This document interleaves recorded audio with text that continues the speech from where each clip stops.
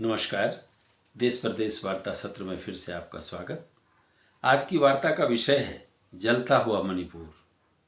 2.5 महीने से भी ज़्यादा समय से मणिपुर सिर्फ अशांत ही नहीं है, गंभीर रूप से हिंसाग्रस्त है। 100 से ज़्यादा लोग मारे जा चुके हैं, 50,000 से ज़्यादा लोग विस्थापित हैं, बड़ी संख्या में लोग घायल हुए हैं, सैकड़ों हजारों घर जलाए जा चुके हैं और पूरा मणिपुर अशांति के गर्त में आ चुका है। हिंसा का दौर लगातार चालू है। बीच में अगर कुछ दिन थोड़ा ठहराव दिखता है तो फिर आगे यह समाचार मिलता है कि यह सिर्फ एक विराम जैसा था, हिंसा खत्म नहीं हुई, दौर चालू है, फिर से लोग मारे जाते हैं। हिंसा का दौर ये तब प्रारंभ हुआ जब मणिपुर की बहुमत से ज़्यादा आबादी जिस समुदाय की है, मैतेई समुदाय, उसके लिए उच्च न्यायालय ने इस बात की सिफारिश की कि मैतेई समुदाय को, जो वहाँ की आबादी का लगभग 52-53% है, अनुसूचित जनजाति एसटी में लाने के लिए राज्य सरकार को उचित पहल करनी चाहिए। इसके बाद से ही मणिपुर में नया विवाद, बड़ा विवाद शुरू हुआ। अभी जो वहाँ के आदिवासी हैं, मूल रूप से कुकी, नागा, जो पहाड़ों में रहते हैं, ये पता ही है मणिपुर की एक खास बनावट है। मणिपुर के भूभाग का बड़ा हिस्सा ही नहीं, गुरुतर भाग, लगभग 85 से 90% भाग पहाड़ी है। पहाड़ी भाग में आदिवासी रहते हैं, जो कुकी हैं, नागा हैं, दूसरे आदिवासी समुदाय के लोग हैं, और मैतेई वैली में, समतल में रहते हैं। अगर विकास की बात को हम देखें तो विकास पहाड़ों पर नहीं हुआ। जो भी विकास हुआ है मणिपुर का, वह मैतेई समुदाय के रहने वाले जो लोग हैं, उनका जो भूभाग है, वहाँ तक सीमित जैसा लगता है। विकास का काम ज़्यादा से ज़्यादा उन्हीं इलाकों में हो पाया है।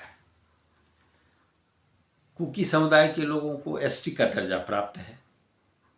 दूसरे और जो पहाड़ों पर रहने वाले आदिवासी लोग हैं, उन्हें भी एसटी का दर्जा प्राप्त है। मैतेई को वह दर्जा प्राप्त नहीं है।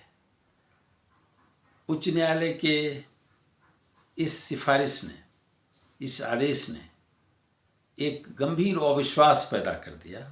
मैतेई को लगा कि हमको कुछ प्राप्त होने वाला है, जिसका कुकी विरोध कर रहे हैं। कुकी या दूसरे आदिवासी ग्रुप को ऐसा लगा कि जो हमारे हिस्से की चीज़ है, जो आरक्षण हमारे पास है,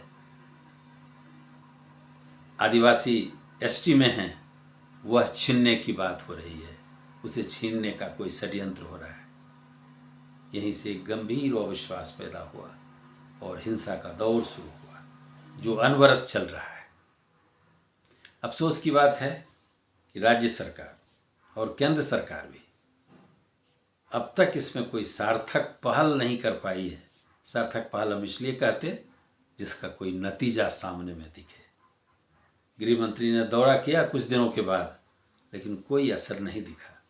विपक्ष के नेता के रूप में राहुल गांधी का भी दौरा हुआ मणिपुर में, लेकिन जो राज्य सरकार और केंद्र सरकार के द्वारा इस तरह की पहल होनी चाहिए कि कैसे लोगों को विश्वास में लाया जाए, खास करके कुकी और मैतेई समुदाय के लोगों को, वह प्रयास प्रत्यक्ष में नहीं दिखता है।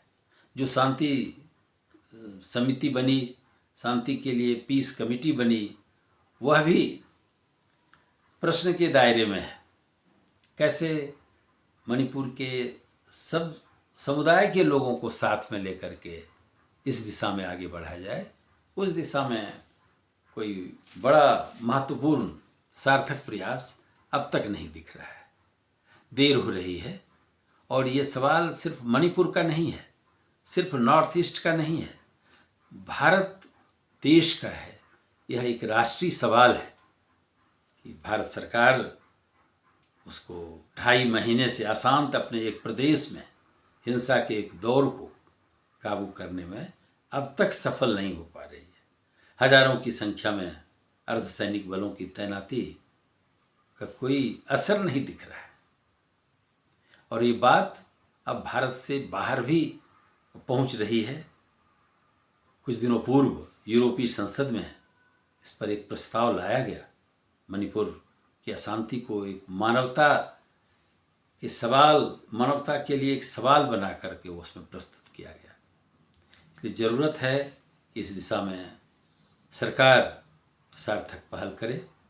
कुकी समुदाय के लोगों का अगर मुख्यमंत्री पर अविश्वास हो गया है तो ज़रूर केंद्र सरकार को उस पर सोचने की ज़रूरत है।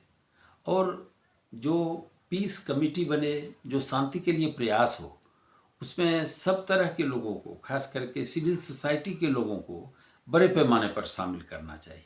बुद्धिजीवियों को आगे लाने का प्रयास करना चाहिए। 2 दिन पूर्व मणिपुर की एक मशहूर खिलाड़ी, जो ओलंपियन खिलाड़ी हैं और देश से बाहर हैं, अमेरिका में ट्रेनिंग के क्रम में हैं, उनकी एक अपील प्रधानमंत्री के नाम से देखने को मिली।